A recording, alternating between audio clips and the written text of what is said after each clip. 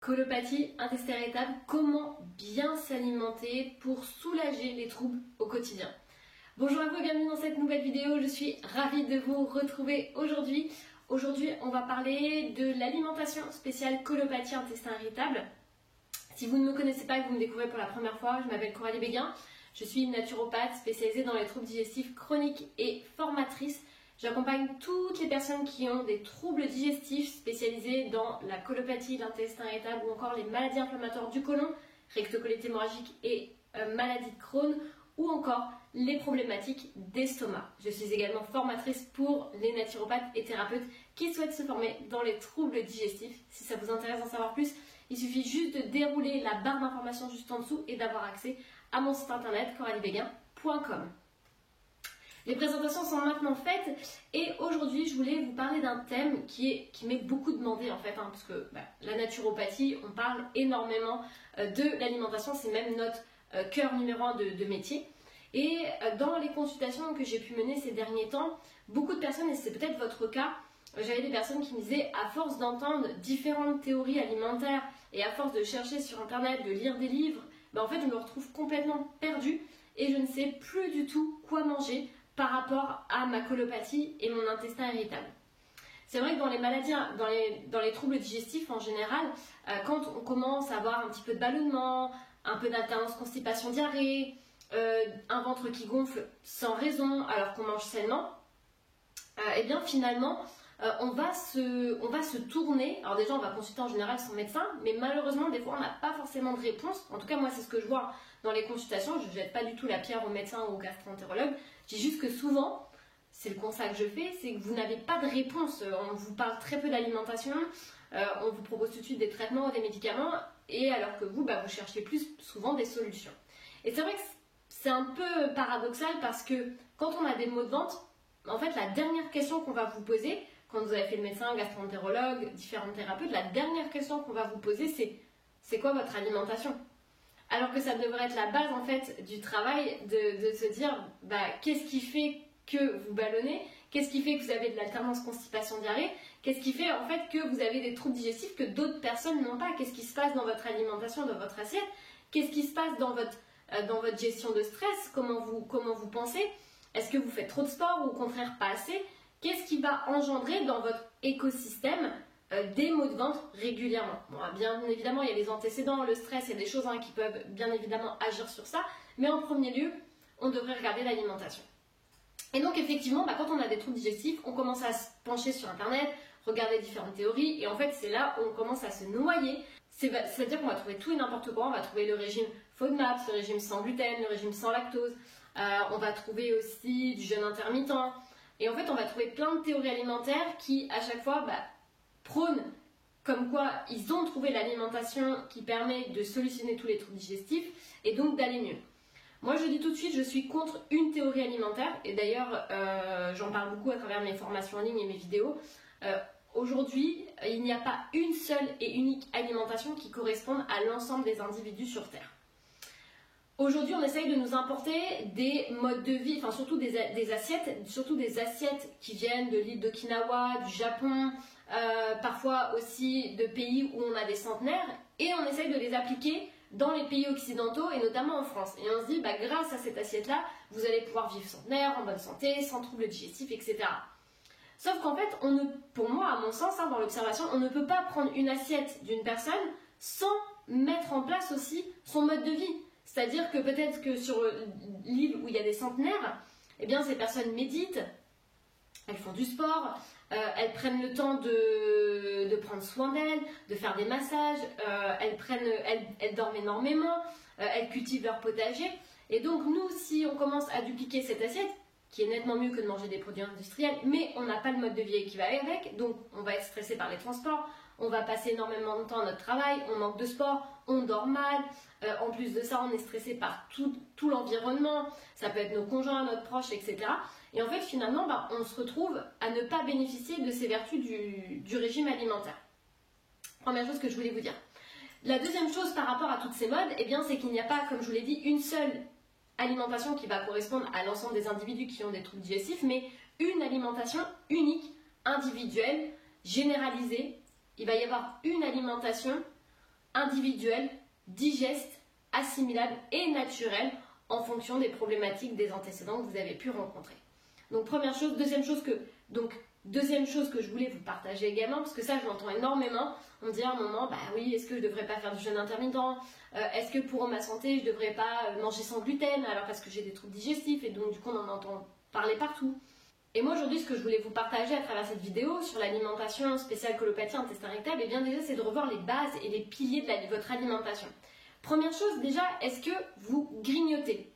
Je sais, j'en parle beaucoup dans mes vidéos, mais c'est parce que je vois encore tellement de personnes dans les formations en ligne ou encore dans les accompagnements individuels qui me disent bah c'est vrai Coralie, je grignote entre les repas, ça m'arrive de prendre une petite clémentine, ça m'arrive de ne pas avoir pris mon petit déj, du coup je l'ai pris un peu à la va-vite, puis derrière j'ai remangé un petit croissant parce que il y avait la machine à café, les collègues discutaient, etc. Donc ça me faisait plaisir. Est-ce que c'est régulier déjà chez vous? Est-ce que déjà ce type de comportement, vous le mettez en place régulièrement? Si oui, essayez autant que possible de diminuer déjà vos grignotages. Deuxième chose aussi dans l'alimentation spéciale colopathie intestin irritable, est-ce qu'il n'y a pas un peu trop de fibres? Aujourd'hui, je sais, on nous dit tout le temps manger 5 fruits et légumes par jour, manger plus du complet, etc. Et ça, c'est le problème de donner des conseils généralistes pour appliquer à l'ensemble de la population, c'est que les fibres, elles sont très intéressantes, mais pour les personnes qui savent les digérer. La majorité des personnes sont tellement stressées, peut-être que c'est votre cas, stressées, usées par le quotidien, manque de sommeil, etc. En fait, vous n'avez plus la force, la capacité digestive de digérer ces fibres. Et donc derrière, qu'est-ce qui va se passer?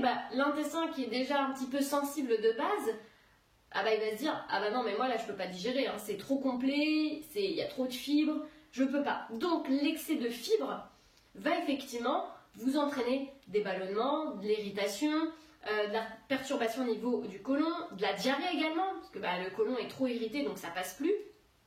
On va retrouver ce type de choses. Et troisième point également, on retrouve aussi dans la colopathie et l'intestin irritable un excès de fibres de légumes et de fruits. Souvent, encore une fois, comme dans le fibre, quand on nous dit de ne pas manger de féculents raffinés parce que c'est mauvais pour la santé, etc., c'est pareil pour les légumes, c'est-à-dire qu'on va nous dire, voilà, pour avoir plein de vitamines, de nutriments, on va nous demander de manger beaucoup de fibres. Mais comme je vous l'ai dit auparavant, s'il y a un excès de fibres sur un côlon qui est déjà irrité, c'est les poches digestives que nous avons chacun, elles ne sont pas extensibles. Et si elles sont dépassées, malheureusement, c'est là où on va apparaître des gaz, des ballonnements, vous savez, sensation que vous avez mal plus d'un côté que de l'autre. On peut avoir même des personnes, et ça je le vois souvent en consultation, des personnes qui vont avoir mal au psoas, des gènes urinaires. On va avoir des personnes qui vont avoir de la candidose. On va avoir des personnes aussi qui vont avoir de l'alternance constipation-diarrhée, avec des fois une forte dominance pour la diarrhée, ou qui ont du mal à aller à la selle. Et puis en fait ça va entraîner ce qu'on appelle des symptômes cascades, c'est-à-dire que vous avez des symptômes ici de base au niveau du côlon, mais ces symptômes vont aussi s'étendre au niveau du mental et de votre vitalité. Parce que quand vous digérez pas bien, quand vous digérez mal, le cerveau, lui, au niveau de l'axe du nerf vague, comme ils communiquent entre eux, vous allez vous sentir manque de concentration, manque de vigilance, vous avez du mal à retenir ce que vous dites, vous avez du mal à vous concentrer, vous dites mais quand on me parle, j'ai l'impression qu'il faut que je me concentre pour que je retienne ce qu'on est en train de me dire. Et donc ça c'est des choses qu'on va apercevoir dans les syndromes de côlon irritable, d'intestin irritable, quand la capacité digestive est dépassée et que l'intestin communiquant par le gros câble du nerf vague envoie des informations en disant nous on digère pas bien, on n'est pas bien, on est ballonné, il y a de la putréfaction. Ça renvoie les informations et vous derrière en fait vous avez des messages au niveau du cerveau qui vous indiquent manque de concentration, ça peut être de la somnolence, des choses comme ça. Donc déjà mettez en place ces trois choses pour déjà être soulagé au maximum et voir comment vous pouvez vous sentir aussi à travers les différents conseils alimentaires que je vous donne. Pour aller plus loin, il y a un test aussi qui est gratuit, qui est sur mon site internet, je vous le remets juste en dessous le lien. Comment se porte votre système digestif, comment se porte votre ventre. C'est un test gratuit qui vous permet de voir en une vingtaine de questions, voir justement si vous avez des problématiques de digestion, d'évaluer en fait si vous voulez avec un test gratuit pour voir comment se porte votre système digestif, si oui ou non vous avez des problématiques. Puisque des fois aussi dans les problématiques de digestion, moi c'est ce que j'aime, c'est que en fait on a des symptômes, ce que je vous ai appelé cascade. On va avoir aussi de la bouche pâteuse, on va avoir aussi des maux de tête, on peut constater des hémorroïdes par un foie qui a du mal à fonctionner. On va constater tout ça, et donc ça je vous le partage dans ce test qui est gratuit, hein, c'est juste en dessous dans la barre d'information pour faire ce test. On va avoir aussi l'utilisation des compléments alimentaires dans les cas de colopathie d'intestin irritable, parce qu'on dit souvent, comme j'ai mal, je veux être soulagée. Et c'est vrai, la première chose à laquelle on pense quand on a mal, c'est être soulagé. On ne se dit pas toujours, c'est peut-être parce que j'ai mangé ceci, peut-être parce que je mange trop de fibres, trop de féculents, trop de protéines, etc. Donc la première chose, c'est qu'on va vouloir prendre des plantes, des compléments alimentaires, et ça c'est normal, c'est tout à fait humain. Pourquoi? Parce qu'en fait depuis l'enfance, on nous a toujours appris que quand on avait mal quelque part, on prenait un médicament ou on prenait quelque chose. Donc c'est normal. Et d'ailleurs, on supporte de moins en moins en fait le fait d'avoir mal, le fait d'avoir de la douleur. Parce qu'on n'a pas envie de souffrir.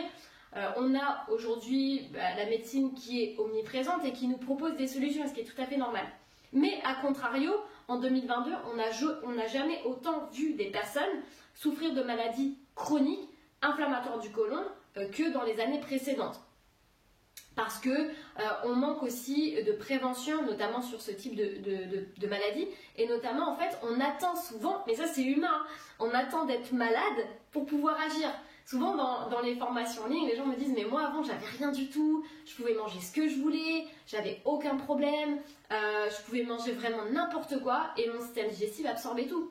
Eh ben oui, mais à 20 ans vous n'aviez peut-être pas la même énergie, la vitalité qu'à 40 ans.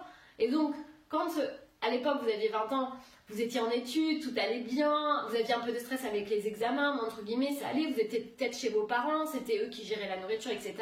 Vous avez commencé à travailler, à vous émanciper, et là, on a eu un manque de sommeil, on a un manque d'exercice physique, on est plus stressé, il y a des contraintes aussi financières, enfin voilà, il y a pas mal de choses qui se mettent en mouvement, et c'est là où les troubles digestifs vont commencer à se mettre en place. Des petits maux de ventre, des petites aigreurs d'estomac, se dire mince, c'est bizarre, j'avais pas ça avant. Et en fait, ça c'est des choses qu'on va constater puisque votre vitalité de base, votre énergie de base, au bout d'un moment, quand on commence à rogner, à faire ça, plus ça, plus ça, plus ça, comme un petit château de cartes, si vous voulez, au bout d'un moment, ça va s'effondrer parce que votre vitalité, votre corps ne va plus pouvoir gérer en excès ce qui se passe. Et à un moment, ça fait un peu l'effet soupape, cocotte minute, où j'ai trop encaissé et puis ça déborde. Voilà. Donc le but, et le but dans cette vidéo, c'est pas de vous dire que vous avez mal fait il y a 10 ans, voilà, c'est pour ça que vous avez des troubles digestifs. Non, le but c'est d'agir maintenant, de limiter autant que possible les mauvaises combinaisons alimentaires, ce dont on a parlé de limiter autant que possible les mauvaises combinaisons alimentaires, les grignotages, les fibres, ce qu'on a parlé dans cette vidéo, pour un maximum vous soulager déjà premièrement, et ensuite le fait d'avoir un petit peu des résultats par rapport à l'alimentation que vous allez mettre en place, ça va vous soulager et vous allez vous dire bon ok, je vais passer à l'action pour prendre un peu plus soin de moi. Sachez en tout cas, parce que souvent j'entends tout le temps des personnes me dire j'ai testé toutes les méthodes, il n'y a rien qui fonctionne, moi j'ai de la colopathie, j'ai de l'intestin irritable, ça fait 10 ans que j'ai ça, j'ai vu plein de spécialistes, il n'y a rien qui fonctionne.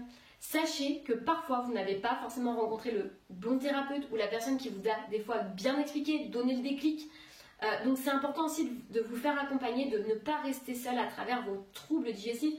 Et j'entends tellement, mais à longueur de journée, les personnes qui me disent ça fait déjà 5 naturopathes que je vois, j'ai pas eu de résultats, voilà. Mais gardez confiance, puisque le symptôme est un déséquilibre du corps. Et peut-être que si ça n'a pas marché avec un naturopathe ou un autre thérapeute, un hypnothérapeute, ne restez pas sur quelque chose qui n'a pas fonctionné. Faites-vous confiance, faites confiance dans votre intuition. Et si vous sentez à un moment que vous avez le déclic avec un thérapeute, juste faites-vous accompagner, franchissez le pas et voyez ce que ça donne. Voilà. En tout cas, si vous avez envie d'aller plus loin, que cette vidéo vous a parlé, que vous avez envie vraiment d'agir pour votre santé, et vous dites ok, c'est le moment maintenant où je vais passer à l'action, il y a un programme dédié où je vous accompagne par la main. Vous avez de nombreuses vidéos sur tout ce qui est alimentation. Vous allez avoir votre livret alimentaire dédié sur la colopathie d'intestin irritable, vos produits de substitution. Vous allez avoir également tout ce qui va être les nocifs aliments, les inhibiteurs de digestion, les mauvaises combinaisons alimentaires à surtout éviter si vous avez de la colopathie d'intestin irritable. Vous allez avoir accès à tout ça et en plus vous avez accès à tout ce qui est apaisement du mental, puisqu'on sait que ça joue énormément dans la colopathie d'intestin irritable, et la liste des compléments alimentaires votre dosage en cas de gonflement du ventre, de constipation, d'alternance constipation-diarrhée, de colopathie et d'intestin irritable. Donc si ça vous intéresse de franchir le cap et de vous dire ok, moi je vais dans ce programme, je vais me faire accompagner, en plus vous n'êtes pas seul, il y a d'autres personnes qui sont comme vous, et bien si ça vous intéresse, le lien est juste en dessous dans la barre d'information YouTube. En tout cas, moi j'étais ravie de vous faire cette vidéo, j'espère que ça a pu vous aider à avancer, à comprendre un petit peu aussi les enjeux par rapport à votre colopathie et l'intestin irritable. Et puis, n'oubliez pas qu'on se retrouve sur les réseaux sociaux, sur Instagram, YouTube, mettez-moi un petit like, un petit pouce, un petit commentaire, ça me fait toujours plaisir de vous lire. Prenez bien soin de vous surtout, chouchoutez-vous, c'est très important pour votre santé, votre vitalité. Je vous le répète, hein, mais le corps c'est le bien le plus précieux et quand malheureusement on a des troubles digestifs et je vois tellement souvent des personnes, ça me fait vraiment mal au cœur. Ça me fait mal au cœur parce que des fois un petit réglage, des fois on va juste ajuster l'assiette, etc. du midi, ça soulage énormément. Et ça me fait mal au cœur de me dire que c'est peut-être votre cas, mais peut-être que ça fait 10-15 ans que vous vivez avec des problématiques de maux de ventre et que vous avez la sensation qu'il n'y a plus rien à faire, alors que si, il y a encore toujours de l'espoir. Et comme je vous ai dit, vous n'avez peut-être pas encore trouvé la solution, peut-être qu'il y a des choses qui vous ont manqué. Et c'est pas évident parce que comme on est noyé dans un flot d'informations tout le temps, et moi je le vois en tant que thérapeute, puisque je forme des naturopathes qui eux-mêmes parfois sont perdus dans ce flot d'informations, donc je sais que les particuliers, je sais que les personnes qui ont des problématiques sont encore plus perdues, mais voilà, il existe toujours des solutions, ayez confiance en vous, et puis passe à l'action, mettez en place les conseils que je peux donner à travers les lives, les vidéos YouTube, les recettes qui sont sur mon site internet. Voilà, nourrissez-vous de tout ça et puis voilà, pour aller plus loin, vous avez toutes les formations en ligne ou les consultations individuelles avec moi-même ou avec mon équipe. En tout cas, je vous embrasse, prenez surtout bien soin de vous et à bientôt dans une prochaine vidéo.